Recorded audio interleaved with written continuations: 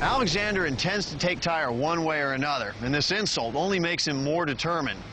He knows he can't leave the most powerful city in the Phoenician kingdom unconquered. He decides that Tyre will be an example to all who resist. It must be destroyed. But Alexander has a problem. He has no way to get his war machines, his catapults, battering rams, and siege towers close to the island. The people of Tyre are extremely confident because nobody has touched them up until this point. The island is at least a half-mile away from the shoreline, and there's a fairly deep channel that runs alongside of it as well. They had a freshwater spring on the island, they had ample supplies of food, and these Tyrian soldiers were as skilled and as brave as Alexander's Macedonian troops. The Tyrians seem to have every advantage.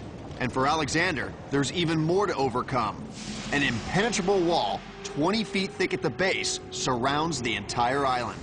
This wall was said to be 150 feet high and immensely thick. The wall had crenellated battlements and was reinforced both structurally and tactically by projecting towers. Along the wall itself, in the towers, it had the capability of holding catapult artillery batteries. And he and his men looking at that from the shore, must have been overwhelmed. Alexander has no navy to reach Tyre. He's facing a formidable enemy with more than 10,000 determined warriors. His bloodiest battle may be ahead.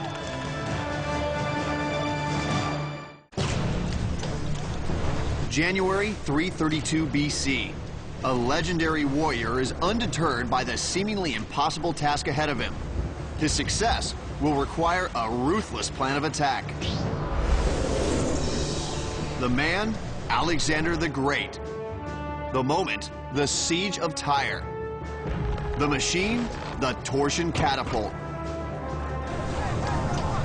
Alexander embarks on an unheard of project to invade the city, which lies just off the coast of what is now modern-day Lebanon. His strategy? To literally connect the island to the mainland. The island was a half-mile away from the shore. The first challenge was just getting access to the island, to the city. And you can't attack people if you can't get to them. Alexander orders construction of a massive 200-foot wide land bridge called a mole to be built from resources found in the surrounding area. This is something that really hasn't been done before. He has such a highly efficient engineering corps with him that he's confident he can pull it off. What he's going to do is he's going to use the resources on the mainland. He tears down the mainland suburb, Old Tyre as it's called. And he's going to use the debris from there, and he's going to bring down timber from the mountains of Lebanon, the famous cedars of Lebanon. Alexander's plan to defeat Tyre seems like an unattainable challenge, especially in the 4th century BC. But his sheer determination and unbridled confidence are not surprising, given Alexander's background and ambition. Alexander is born in Pella, Greece in 356 BC. His father, Philip II of Macedon, is a visionary warrior who recruits and trains a corps of professional, full-time soldiers to act as the nucleus of his military might. Once this army comes on the scene, it's designed for the complete subjugation of entire peoples, or the killing of thousands of peoples, or the occupation of vast areas of land. Philip's ultimate goal is to strike back at the Persian Empire and its new leader, Darius III. It's a bold plan, considering Darius's kingdom is more than 10 times the size of Philip's. Alexander's mother is Olympias, a princess from neighboring Epirus. She is considered a mystic, and at the time of Alexander's birth, some believe she has been impregnated by the god Zeus. As Alexander grows, he combines his mother's mysticism with his father's warring ways. He perceived that he was born for really great things, and he had all the requisite qualities of dash, charisma, and forward planning, also extreme personal bravery. As his father's empire grows to more than 20,000 square miles, Alexander envisions a far greater spread of his own power. Philip wanted to go into Persia as far as Babylon and exploit that empire, pay them back. Alexander thought that he could outdo that accomplishment by something more global.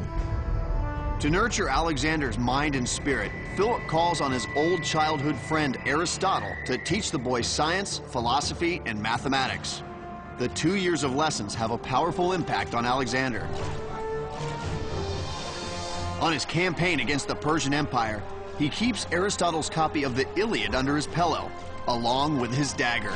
Alexander is going to become a king who is a sort of philosopher king who's got far more grandiose ideas about how to be a king. Alexander's ambition is something his father uses to his advantage. During Philip's conquest of the Greek city-states in 338 BC, he has Alexander lead men into battle. At 18, Alexander will be commanding men twice his age and with twice his experience. And yet, by all accounts, he performed heroically. Much of Alexander's early success is due to his father's advanced battle tactics. Philip has revolutionized the traditional Greek battle formation known as a phalanx, an armored column of heavy infantry. He takes away much of the weighty armor and replaces their 8-foot thrusting spears with weapons known as sarissas, which can extend as much as 16 feet. And that means we can have not just ranks 1, 2, 3, but ranks 4 and 5 reach the enemy. So we've almost given 40% more killing power. The tightly packed phalanx forms a dense wall of shields and spears. As it slowly marches forward, it can break through nearly any resistance. They have a rock-hard center, which would be the phalanx, and they had cavalry at each end that could strike. This was unprecedented in warfare at the time.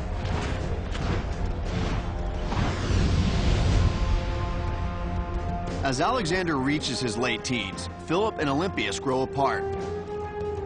Philip marries another woman, creating speculation that a child from this new marriage will become heir to the throne. Philip is engaging in serial polygamy. He is marrying for state purposes a whole series of women. Alexander is outraged at any attempt to take away his claim to the throne. He and Philip have a huge argument, and he is forced to flee to Epirus with his mother.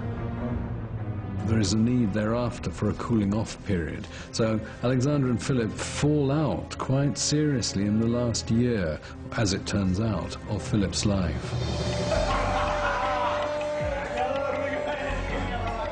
In 336 BC, as the campaign against Persia and Darius begins, Philip is celebrating the wedding of his daughter when he is suddenly assassinated at the royal festival.